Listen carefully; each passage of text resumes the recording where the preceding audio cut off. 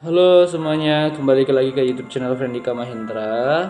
Jadi saya di sini akan menceritakan sharing lah ya, menceritakan kisah saya berkonsultasi dengan seseorang yang luar biasa di Bandar Lampung beberapa hari yang lalu. Jadi beliau itu mungkin kita semua pernah mengalaminya ya. Jadi beliau itu inisialnya M, dia itu berantakan secara finansial. Dia selalu punya uang tuh selalu kepake, dia tidak ada investasi, dia tidak ada aset. Kenapa sih sebenarnya berantakan banget? Pasti ada aja kejadian-kejadian yang membuat dia berat untuk melangkah. Masalah tuh ada aja timbul, entah itu dari pihak keluarga, persahabatan, semuanya. Dia apa ya, merasa merasa banyak sekali masalah yang dihadapi beliau gitu. Terus akhirnya saya ngasih saran gitu. Kira-kira apa sih yang membuat dia nggak tenang dalam hidup gitu, susah tidur segala macam. Saya pertama nanya, apakah dia memiliki tanggungan gitu.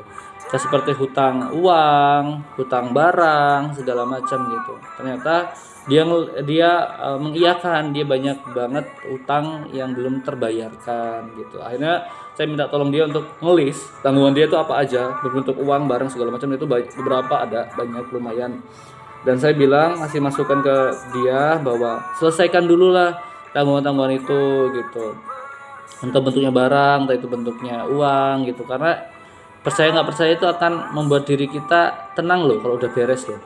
Jadi ketika kita udah nggak ada pikiran tanggungan itu, walaupun kita nggak mikirin tanggungan itu ya gitu loh, kita tipe orang yang cuek gitu, bodo amat lah, nanti aja bayarnya, atau nanti aja ininya lah gitu.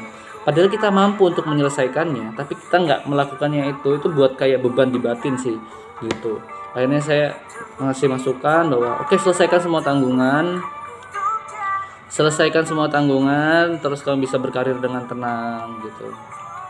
Terus dia nanya-nanya juga tentang bagaimana sih manajemen keuangan setelah bekerja, karena dia baru terima kerja gitu. Jadi saya selalu apa ya? Kalau saya secara pribadi itu selalu konsultasi dengan orang tua sih ya, ibu saya gitu. Banyak, kalau dari kecil tuh ibu saya memang selalu ngasih peribahasa gitu ya. Kayak pas saya berantem sama adik saya, kalau menang jadi arang, kalah jadi abu. Sampai dewasa ini juga selalu ngasih wejangan-wejangan gitu kan. Ketika saya mempunyai impian besar juga, saya juga kasih wejangan. Setiap burung yang terbang atau burung yang terbang setinggi-tingginya tetap aja nanti akan mendarat gitu. Jadi tetap harus mempersiapkan hari berikutnya atau dunia lainnya gitu. Terus masalah tentang karir juga, orang tua saya selalu kasih wejangan gitu. Saya sambil ngetik dulu bentar. Nah, dari itu bingung ya. Dan memang kalau orang tua saya itu kalau waktu kecil memang dikasih peribahasa kayak gitu ya. Terus ketika dewasa, peribahasa itu nggak cukup gitu kan. Jadi ibu saya itu selain ngasih peribahasa, terus ngasih wejangan-wejangan, dia menagih ke saya gitu. Mana angkanya, mana datanya gitu. Jadi contohnya besar pasak daripada tiang, yang artinya besar pengeluaran daripada penghasilan. Nah, besar pasak daripada tiang itu apa ya? Harus ada hitung-hitungannya gitu. Dan aku bilang ke beliau bahwa orang tuaku seperti itu gitu sekarang gitu. Jadi peribahasa plus hitung-hitungan angka gitu, by data gitu. Loh, kita bisa menyimpulkan pasaknya lebih besar daripada tiang itu dari mana kalau nggak ada angkanya gitu kan. Nah, akhirnya saya tunjukkan tuh hitung-hitungan Excelnya gitu. Ini Excel yang aku buat gitu. Jadi di situ ada tabungan. Karena kan kalau saya di keluarga saya itu ada namanya tabungan pribadi, di saya ada tabungan di orang tua. Jadi Excelnya itu bentuknya tuh emang agak berat ya, karena saya harus menjelaskan pelan-pelan ke beliau gitu. Ada tabungan orang tua, ada MOU 1, kerjasama 2, kerjasama 3, terus gitu. Bahkan di situ itu terhitung aset ya, kalau untuk ini ya, aset-aset dihitung gitu, termasuk kita sudah beli apa saja sih. Mungkin kalau teman-teman di luar sana udah beli tanah mungkin, atau emas segala macam gitu. Lalu selanjutnya yang tadi saya bilang harus ada angka-angkanya, yang besar pas daripada tiangnya itu harus dihitung gitu. Jadi pengeluaran kita tuh berapa sih sebenarnya, pendapatan income kita berapa gitu. Jadi kita bisa menyimpulkan kita di posisi mana tuh gitu. Saya menjelaskan ya ke beliau ya, uh, sedetail apa sih saya menghitung pasak dan tiang saya gitu, pengeluaran income dan pengeluaran saya ya gitu. Jadi dari mulai makan dihitung, pengeluaran perkakas, body care, terus lalu pengeluaran lainnya, bahkan ke dokter gigi, tiket, main, nonton, jajan, semuanya dihitung. Jadi kita tahu nih eh apa namanya, in outnya per bulan gitu. Kita nggak per minggu per hari sih, tapi kalau teman-teman yang telaten di luar sana bisa per hari gitu kan. Biasanya orang itu dapat uang sehari berapa sih? 100.000 contohnya. 100.000 berarti kan kita harus manajemen 100.000 itu buat apa-apa aja gitu kan. Tapi kalau saya mah per bulan, biasanya per bulan per tahun. Tapi kalau teman-teman di luar sana ada yang per hari malah bagus gitu, artinya bisa ngerem nih. Kalau seandainya penghasilan 100.000 terus pengeluarannya 110, kan kita udah minus 10.000 tuh gitu. Terus ngerem lagi. Apa aja sih yang dihitung itu? Kalau body care tuh kan disusutkan tuh, body care disusutkan. Ya kan? Body care disusutkan kira-kira sabun segini. Sabun berapa mililiter itu berapa minggu sih habisnya gitu, disusutkan harganya dibagi aja gitu.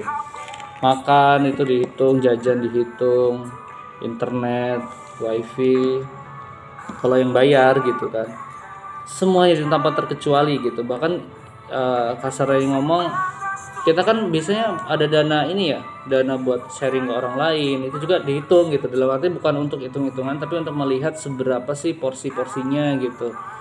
Jadi kita tahu gitu, kita bisa nabung berapa sih sehari atau berapa sih sebulan gitu.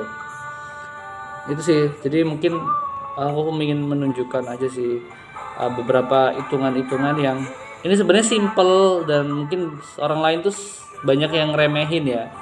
Orang-orang zaman dulu mungkin nulisnya di buku sih, tapi orang-orang anak muda zaman sekarang bisa nulisnya di mana? Di Excel ya. Gitu. It's not easy. Ya, ini kelihatan juga simple, tapi ini it's not easy. Ini simple tapi nggak mudah gitu. Ya kita harus apa ya?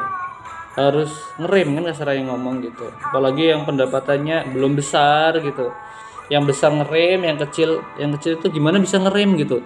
Pendapatannya kecil gitu kan. Pendapatnya mungkin cuma sehari 50.000, anaknya 2, mana sekolah lagi, kasarnya ngomong kan kayak gitu. Itu butuh beban juga. Makanya sebenarnya orang-orang itu yang mungkin punya kerjaan tetap dari pagi sampai sore, mungkin malamnya bisa berkreasi apa, jualan apa gitu. Jadi saya punya tim ya sekarang ya, di tempat kerja yang sekarang itu punya tim, yaitu kan saya punya tim ya yang ada nama inisialnya L, panggilnya S. Inisialnya LP tapi panggilannya S gitu. Dan dia tuh kerja di kantor pagi sampai sore dan malam itu jualan. Jadi status WA-nya terus Facebooknya tuh barang-barang jualan semua. Tapi walaupun dia punya sawah banyak di Metro tapi tetap jualan gitu. Itu yang buat saya ini sih. Tapi rata-rata di timku tuh semua punya sampingan gitu. Ada yang juragan toko, ada yang punya sawah lebar, kebun karet. Jadi yang sampingan itu ya mereka punya sampingan lah di luar sana gitu. Jadi ada passive income. Kalau punya toko itu ada passive income ya. Jadi uangnya terus ngalir gitu, yang punya plasma gitu, uangnya terus ngalir gitu. Anak muda zaman sekarang pasti bingung ya, aduh mau investasi apa nih gitu, takut dibohongin gitu. Teman-teman bisa usaha sendiri kalau menurut saya, atau bisa apa ya namanya, bisa usaha sendiri atau bisa bekerja sama teman-temannya.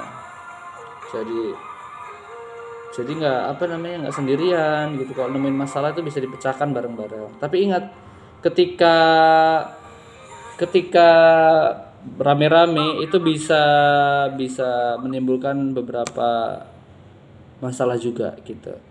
Kita pikir kita bisa menyelesaikan masalah bareng-bareng, tapi ternyata bisa menimbulkan masalah juga. Nah itu benar-benar harus di manage ya. Saya juga ada MOU bersama 3 teman saya, jadi 4 orang. 4 orang itu melakukan MOU bersama. Kita rencananya ekspor, tapi itu it's not easy ya untuk ekspor barang segala macam, itu nggak mudah banget. Dan akhirnya ada konflik, tapi di situ ya harus diselesaikan gitu. kita yang punya MOU kita diselesaikan, harus ada solusi gitu. Waktu itu solusinya mau pecah nih ya, pecah 4 orang, mau gabung lagi atau buat adendum MOU nya di adendum gitu. Karena ada 8 MOU yang udah berjalan, itu ada satu yang telah di adendum. Karena penilaian saya di situ bahwa orang tersebut itu memiliki tanggungan hutang banyak gitu, belasan juta gitu ke orang lain gitu, dan dia nggak mau terbuka tipe orangnya. Dan itu tuh menurutku sebuah kecurangan juga gitu, dan dia diam-diam gitu use money kan gitu. Jadi menurutku itu udah kesalahan fatal, walaupun itu nggak dilakukan di MOU saya, tapi saya memilih untuk cut. Tapi katanya baik-baik gitu, katanya karena mungkin dia kayak nggak serius, mungkin ada masalah lain apa, jadi saya cut, saya adendum MOU nya, saya berjalan MOU baru lagi gitu. Terus masalah kedua ini 4 orang mau pecah juga, saya bilang kalau mau adendum MOU ayo gitu, tapi saya berusaha untuk mengambil solusi yang terbaiknya gitu. Kalau memang masih bisa diperbaiki retakannya, ayo. Tapi ingat, ketika memperbaiki retakan kita harus semaksimal mungkin.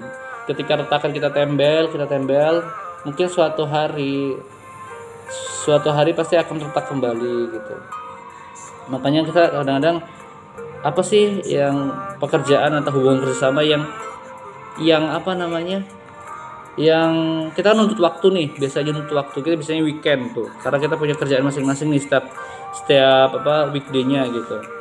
Kita punya kerjaan masing-masing. Di situ kita belajar nih kira-kira apa yang bisa disambi ya, gitu. Usaha yang bisa disambi gitu. Itu sih, jadi gitu. Jadi pinter-pinter kita aja manajemennya gitu.